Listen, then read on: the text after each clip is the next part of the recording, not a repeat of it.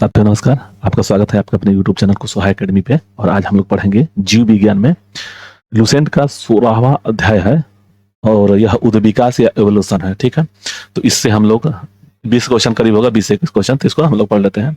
Chapter wise पढ़ाने का मेरा मकसद यह है कि आप लोग चैप्टर वाइज से पढ़ लेंगे तो इस तरह से तो हम पढ़ा ही देंगे, लेकिन चैप्टर वाइज पढ़ने से कुछ एक वे में बन जाएगा कि हाँ इससे पढ़ना है। ठीक है, दूसरी बात, आपको हमारे जो पीडीएफ है उसको लिंक डाउनलोड करने के लिए हमारे इंस्टाग्राम पे और टेलीग्राम पे या व्हाट्सएप पे, फेसबुक पे, सब पे हम बनाए हैं और अपने डिस्क्रिप्शन में हम सबको लिंक डाले हुए हैं। आप वहां से आ सकते हैं और वहां पे मैसेज करिएगा, हम वहां पे आप लोगों को भेज देंगे। कोई पैसा चार्ज नहीं है, फ्री में है, इसका टेंशन मत छोड़ दीजिएगा। और आप लोग अच्छे से पढ़िए, उम्मीद करते हैं आप अच्छे होंगे, स्वस्थ होंगे, अच्छे से पढ़िए। ठीक है, चलते हैं क्वेश्चन पे। दिया हुआ है कि जैव विकास का सर्वप्रथम किसने समझाया? जैव विकास को सर्वप्रथम किसने समझाया? तो न्यूटन ने, आइंस्टाइन ने, डार्विन ने, लेमार्क ने। तो इसका आंसर हो जाएगा लेमार्क ने जैव विकास का सर्वप्रथम समझाया था। ठीक है ना। लेमार्कवाद का मूल सिद्धांत है, लेमार्कवाद का मूल सिद्धांत है विभिन्नताएं, उपार्जित लक्षणों की वंशागति, जीवन संघर्ष, नए अंगों का अचानक विकास। तो इसका आंसर हो जाएगा बी, उपार्जित लक्षणों की वंशागति। ठीक है ना। और तीसरा क्वेश्चन है, जीवों की प्राकृतिक चयन का सिद्धांत प्रतिपादन किया। जीवों के प्राकृतिक चयन का सिद्धांत प्रतिपादन किया लेमार्क, डार्विन, डीवरिज, मेंडल। तो 3 का हो जाएगा बी, डार्विन ने। ठीक है, आगे हम लोग देखेंगे योग्यता की उत्तरजीविता का प्रतिपादन किया लेमार्क, डार्विन, डीवरिज, पास्चर। तो 4 का हो जाएगा बी, डार्विन ने योग्यता की जीविता का प्रतिपादन किया, डार्विन ने। तो आप लोग वीडियो अच्छा लगे तो लाइक से सब्सक्राइब जरूर करें। आगे देखते हैं 5 नंबर, उत्परिवर्तन के सिद्धांत का जन्मदाता है। ये कई बार क्वेश्चन आ गया है, मेंडल, अरस्तू, डीवरिज, डार्विन। तो इसका आंसर हो जाएगा डीवरिज। डीवरिज ने उत्परिवर्तन, मोटेशन का सिद्धांत का जन्मदाता है। ठीक है, क्वेश्चन 6 है, समरूप अंग होते हैं, कार्य में समान, रचना में समान, कार्य में समान, रचना व कार्य दोनों में समान और कार्य विहीन। तो 6 का हो जाएगा बी, कार्य में समान। आगे समरूप अंग होते हैं, कार्य में समान। आगे हम देखेंगे 7वां क्वेश्चन है कि समजात अंग होते हैं। समजात अंग होते हैं, रचना में समान, कार्य में समान, रचना में असमान, रचना व कार्य दोनों में समान। तो इसका 7 का हो जाएगा ए, रचना में समान।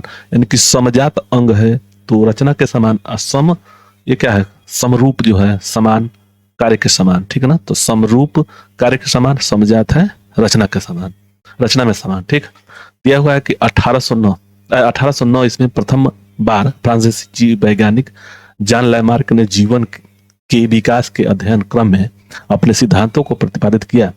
निम्नलिखित में से कौन सा सिद्धांत इसमें संबंधित नहीं है? लेमार्क का है 1819 में किया। ठीक है, तो उपार्जित लक्षणों के वंशागति, जीवन संघर्ष, वातावरण का प्रत्यक्ष प्रभाव और नए अंगों का आविर्भाव। तो कह रहा है कि नहीं है, यानी एक इसमें से कोई नहीं होगा, यानी कि 3 सही होंगे। तो इसका आंसर ये हो जाएगा, जीवन का संघर्ष जो है नहीं है। यानी कि इनमें उपार्जित लक्षणों की वंशागति भी है, वातावरण का प्रत्यक्ष प्रभाव भी है, नए अंगों का आविर्भाव भी है। इसका विकास सिद्धांत में दिए थे। ठीक है ना, लेकिन ये जीवन का संघर्ष नहीं दिए थे। 9 क्वेश्चन है कि निम्नलिखित में से कौन सा सिद्धांत उद्विकास की व्याख्या के लिए डार्विन द्वारा प्रतिपादित नहीं किया गया है? दिया हुआ है कि उद्विकास के सिद्धांत की व्याख्या डार्विन द्वारा प्रतिपादित नहीं किया गया है, यानी कि इसमें से एक होगा कोई और 3 सही होंगे। तो देखिए, समर्थन की जीविता, अंगों का उपयोग, अनुपयोग, नए उपजातियों की उत्पत्ति और संघर्ष, जीवन संघर्ष। तो इसका आंसर 9 का हो जाएगा बी हो जाएगा, यानी कि यही है, प्रतिपादन नहीं किया है अंगों का उपयोग व अनुपयोग। ठीक है, तो 10 पे चलते हैं।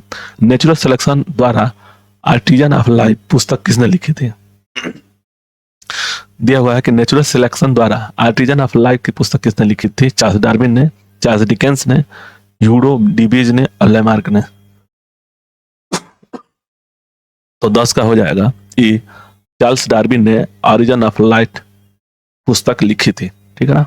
आगे हम लोग देखेंगे निम्नलिखित में से कौन सा मनुष्य में अवशेषी अंग नहीं है?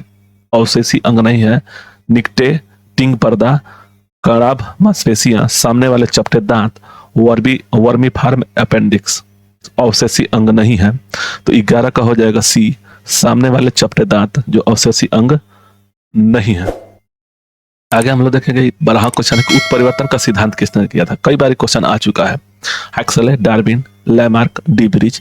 तो इसका आंसर हो जाएगा डी ब्रिज ने उत्परिवर्तन का सिद्धांत जो है डी ब्रिज ने दिया है। ऐसे अंग जो विभिन्न कार्यों में उपयोग होने के कारण काफी असमान हो सकते हैं, लेकिन उनकी मूल संरचना एवं भ्रूणीय प्रक्रिया में समानता रहती है, कहलाते अवशेषी अंग, असमजात अंग, समरूप अंग, समजात अंग। तो क्वेश्चन 13 का हो जाएगा डी हो जाएगा समजात अंग। ये डी है, कौन नहीं है, डी है, गलती से लिखा गया, चलिए कोई बात नहीं, समझ आना चाहिए, समजात अंग होगा। यह हुआ कि ऐसे अंग को जो विभिन्न कार्यों की में उपयोग होने के कारण काफी समान होते हैं, कार्यों में समान होते हैं, लेकिन उनकी मूल संरचना और भ्रूणीय प्रक्रिया में समानता रहती है, तो कहलाते हैं समजात अंग। आगे हम लोग देखेंगे 14 है जैव विकास के संदर्भ में सांपों के अंगों का लोप होने का स्पष्ट किया जाता है। अंगों का उपयोग व तथा अनुपयोग किए जाने से बिलों में रहने के प्रति अनुकूल से प्रतिक्रिया चयन से उपार्जित लक्षणों की वंशागति से। तो इसका आंसर 14 का हो जाएगा ए, अंगों का उपयोग तथा अनुपयोग किए जाने से जीवन की उत्पत्ति हुई है। पहाड़ों से, भूमि से, जल से, वायु से। तो पहाड़ों से हुई है कि भूमि से हुई है, जल से हुई है, वायु से हुई है, तो ये होगा जल से। जीवन की उत्पत्ति जो हुई है जल से हुई है। 16 नंबर है कि जीवन की उत्पत्ति के समय निम्न में से कौन सा स्वतंत्र अवस्था में नहीं पाई जाती है थी। जीवन की उत्पत्ति के समय निम्न में से कौन स्वतंत्र अवस्था में नहीं पाई जाती थी। मीथेन, अमोनिया, हाइड्रोजन और ऑक्सीजन। तो इसका आंसर हो जाएगा 16 का डी हो जाएगा ऑक्सीजन, ठीक है ना। यह स्वतंत्र अवस्था में नहीं पाई जाती थी। विकास की प्रक्रिया में मनुष्य का निकटतम प्राणी है। विकास की प्रक्रिया में मनुष्य का निकटतम प्राणी है गाय, बंदर, हिरण और बाघ। तो इसका आंसर हो जाएगा 17 का बी हो जाएगा बंदर। विकास की प्रक्रिया में मनुष्य का निकटतम प्राणी बंदर है। मनुष्य में अवशेषी अंग है। मनुष्य में अवशेषी अंग है कर्ण पल्लव पेशियां, दांत, क्षुद्रांत और कर्ण पल्लव। तो 18 हो जाएगा, 18 का ए हो जाएगा, कर्ण पल्लव पेशियां है, अवशेषी अंग है कर्ण पल्लव पेशियां। इस नंबर क्वेश्चन है कि जीवों के विकास के संदर्भ में निम्नलिखित में से कौन सा अनुक्रम सही है। Octopus, dolphin, shark, pangolin, कच्छपबाज, salamander, अजगर कंगारू, मेढक, केकड़ा और झींगा। दिया हुआ है कि जीवन के विकास के संदर्भ में कौन सा सही अनुक्रम नहीं सही है, मतलब कौन अनुक्रम सही है। तो इसका आंसर 19 का हो जाएगा, 19 का हो जाएगा सी हो जाएगा, सालामैंडर, अजगर और कंगारू, ठीक है ना।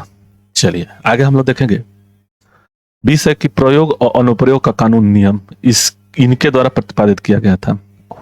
वुडो, डी ब्रिज, लैंडरबर्ग, लैमार्क और डार्विन।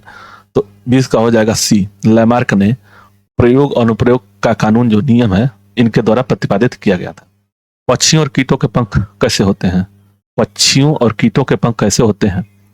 तो दिया हुआ है कि अयुक्ति संगत, पोषक, समवृत्ति और समजात। तो इसका आंसर सी हो जाएगा समवृत्ति, ठीक है। तो इतना ही क्वेश्चन था उद्भिद विकास में, इवोल्यूशन में 21 क्वेश्चन जो लूसेंट का था, ठीक है ना। तो आप लोगों को वीडियो अच्छा लगे तो लाइक से सब्सक्राइब जरूर करें और साथ में कमेंट बॉक्स में कमेंट करें कि आपको वीडियो कैसा लगा, ठीक है। तो समाप्त करते हैं। जय हिंद, जय भारत।